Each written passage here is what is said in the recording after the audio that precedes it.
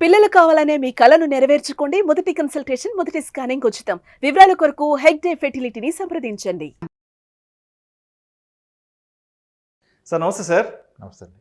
రాంప్రసాద్ గారు, ఒక ₹1,00,00,000 డబ్బు చేతిలో ఉంటే ఇల్లు కొనుక్కోవడం మంచిదా, లేదంటే ఇల్లు కొనే ఆలోచన విరమించుకొని ఆహా, ఆ, ఆ ₹1,00,00,000 తీసుకెళ్ళి బ్యాంకులో ఫిక్స్డ్ డిపాజిట్ కానీ చేసుకుంటే ఆ, 7% వడ్డీ లెక్కన ఆ, సంవత్సరానికి 7 లక్షలు వస్తాయి. అవును. ₹1,00,00,000 మీద 7% వడ్డీ 7 లక్షలు వస్తాయి. ఉమ్, ఇప్పుడు అతను ఇల్లు కొనుక్కోకుండా ఒక రెంటింట్లో ఉండి, ఉమ్, అంటే ఒక ₹1,00,00,000 విలువ చేసే ఒక ప్రాపర్టీ ఆ ఇంట్లో రెంట్కుంటే ఉమ్, నెలకి 25,000 కడతాడు. అవును. అంటే సంవత్సరానికి 3 లక్షలు అవుతుంది అతనికి.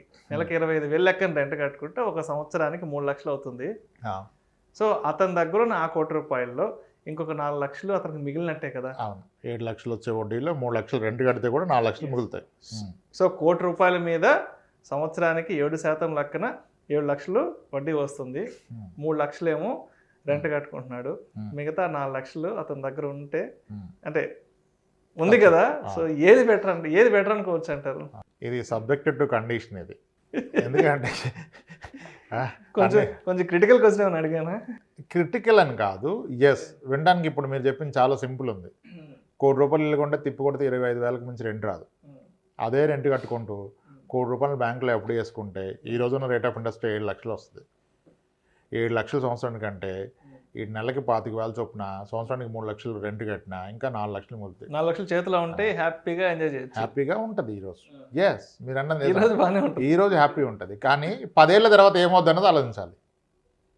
10 ఏళ్ళ తర్వాత ఏం మార్పు వస్తుంది?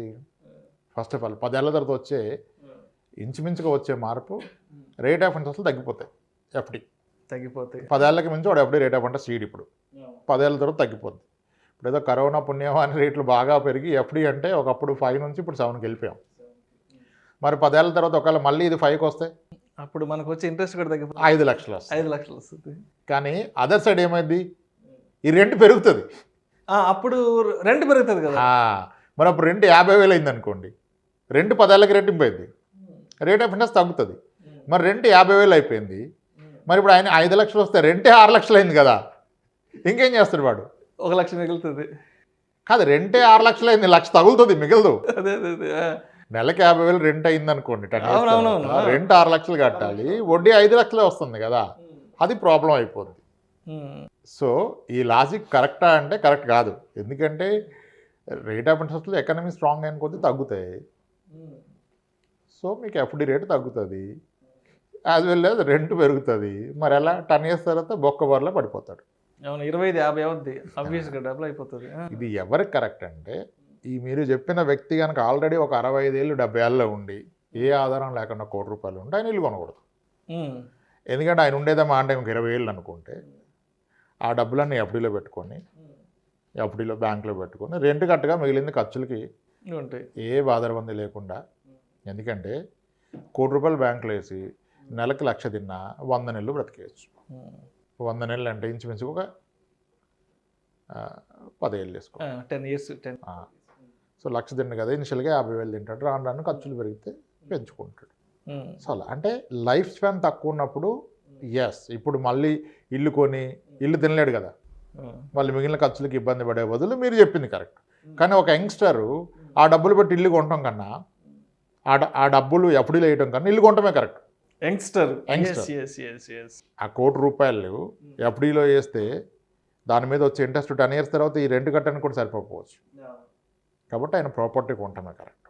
బట్ స్టిల్ ఇది కూడా మళ్ళీ ఏం కండిషన్ అంటే, ఈ వ్యక్తికి కనుక లోన్ వచ్చే అవకాశం ఉంటే ₹1,00,00,000 ఉన్న లోన్ తీసుకోవటమే కరెక్ట్. ఏ వ్యక్తి అంటారు? యంగ్స్టర్కి సీనియర్ సిటిజన్ లోన్ ఎక్కడ నుంచి వస్తుంది? లోన్ రాదు కదా. రైట్, అందుకే ఇప్పుడు అంటే ఆడియన్స్ డౌట్ క్లియర్ చేయడం కోసం అడిగాను. 35 ఏళ్ల వయసులో ఉన్న వ్యక్తి సన్నగా ₹1,00,00,000 చేతికి అందినా ఇతను కనుక జాబ్ చేస్తూ లోన్ వచ్చే అవకాశం ఉంటే ఈ ₹1,00,00,000 పెట్టి ప్రాపర్టీ కొనడం కన్నా లోన్ తీసుకొని ప్రాపర్టీ కొనుక్కొని ఈ ₹1,00,00,000 ఎక్కడ ఇన్వెస్ట్ చేసుకోవడం ఉత్తమం. సో దట్ టైం అవుద్ది. ఒకటి ప్రాపర్టీ కొంటాడు, ఆ ప్రాపర్టీకి ఇప్పుడు ఉందేమో 25,000 రెంటు, అతని ఈఎంఐ ఒక 70,000 ఉంటుంది. కోటి రూపాయల ప్రాపర్టీ అంటే అప్పుడు కూడా 25 లక్షలు 30 లక్షలు ఖర్చు అయిపోద్ది, అవునవును 70 లక్షలు లోన్ తీసుకుంటాడు. సో ఒక 60,000 ఈఎంఐ వస్తాయి.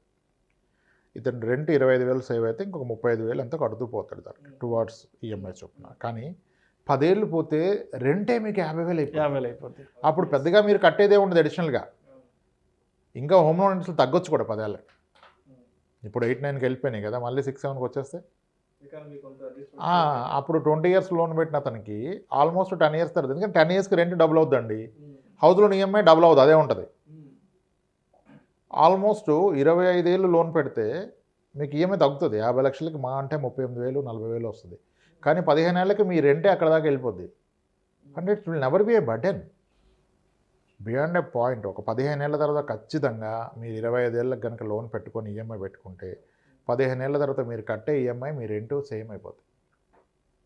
సో కాబట్టి డబ్బులు అన్నెసరీ బ్లాక్ చేయకుండా లోన్ తీసుకోవటం ఉత్తమం. లోన్ రాని వ్యక్తి, వయసు పైబడిన వ్యక్తి మళ్ళీ ఉన్న డబ్బులన్నీ పెట్టి ఇల్లు కొంటే తిండెలా వెళ్తుంది? ఆయన లైఫ్ స్పాన్ తక్కువ ఉంటుంది కనుక, ఆయన లైఫ్ స్పాన్ తక్కువ ఉంటుంది. ఇంకొక 20,000 బతుకుతాడు మా అంటే. నెలకు ఒక 50,000 తీసుకొని రెండొక 20,000 కట్టి 30,000 తింటాడు. వయసు పెరిగింది, ఖర్చులు పెరిగాయి, అప్పుడు మొత్తం తీసుకుని తింటాడు. ఏదో ఉంచాల్సిన అవసరం లేదు కదా. ఇక్కడ ప్రాబ్లం ఏంటంటే చాలామంది they are planning to die rich.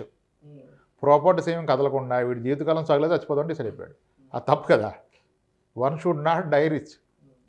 లైఫ్ని ఎంజాయ్ చేస్తూ ఉన్నది వాడుకొని ఏమి లేకుండా చనిపోయినా పర్లేదు. చనిపోయినాటికి ఏం లేకపోతే ఓకే కదా. బ్రతుకున్నప్పుడు అయితే కాంప్రమైజ్ కాకూడదు కదా. సో అదే అవుతుంది. ఉన్న అమౌంట్ అంతా పెట్టి ప్రాపర్టీ కొనటం కరెక్టా అంటే లోన్ వచ్చే వ్యక్తి అయితే కొనొద్దు. ఇదే చివరి సంపాదన బాబు దీంతో ప్రాపర్టీ కొంటే తింటానుకుంటుందంటే వాడు అప్పుడు కొనొద్దు, అప్పుడు ఎంటుకోవడం కరెక్ట్. సో ఇది కేస్ టు కేస్. మీ ఆదాయ మార్గాలు, మీ డిపెండెన్స్ ఎంతమంది, వాళ్ళ అవసరాలు ఏంటి, దాన్ని బట్టి నిర్ణయం తీసుకోవాలి. అంతేగాని సింపుల్ లాజిక్ ఎఫ్డీలో పెడితే 7 లక్షలు వస్తుంది, రెంట్ 3 లక్షలే వస్తుంది, సో ప్రాపర్టీ కొనడానికి ఎఫ్డీలో పెడితే బెస్ట్ అంటే దానికి ఏం కండిషన్ లేదు. It's all condition applies. మన స్థితిగతులను బట్టి, మన ఇన్కమ్ స్టేటస్ని బట్టి అప్పుడు ఈ ₹1,00,00,000 ఏం చేయాలని నిర్ణయం తీసుకోవాలి. బట్ నన్ను అడిగితే ఎట్టి పరిస్థితుల్లో హోమ్ లోన్ వచ్చే అవకాశం ఉన్నట్లయితే దాన్ని ఉపయోగించుకోండి. కావాలంటే ఇప్పుడు మనం ఇంతకుముందు ఒకసారి మ్యాక్స్ గెయిన్ లోన్ అని మాట్లాడాం, చాలా బ్యాంక్స్ ఇస్తున్నాయి. మీ లోన్ అకౌంట్లో ఎంత అమౌంట్ మీరు మెయింటైన్ చేస్తే అంత లోన్కి ఇంట్రెస్టే పడదు. ఇప్పుడు ₹1,00,00,000 ఉంది, అయినా వీడు ₹1,00,00,000 హోమ్ లోన్ తీసుకున్నారు ఒక వ్యక్తి, తీసుకుని ఆ మ్యాక్స్ గెయిన్ అకౌంట్లో ₹1,00,00,000 బ్యాలెన్స్ మెయింటైన్ చేశారు. అప్పుడు ఏమైంది? మీ హోమ్ లోన్కి ఏం కట్టాల్సిన అవసరంలా, అంటే ఇంట్రెస్ట్ కట్టాల్సిన అవసరం, ఇంట్రెస్ట్ ఫ్రీ అయిపోయింది కదా. సో కాబట్టి ఎట్టి పరిస్థితుల్లో హోమ్ లోన్ అనేది ఒక bigger opportunity in life. Home loan తీసుకొనే ఇల్లు కొనండి, లోన్ లేకుండా ఇల్లు కొనొద్దు.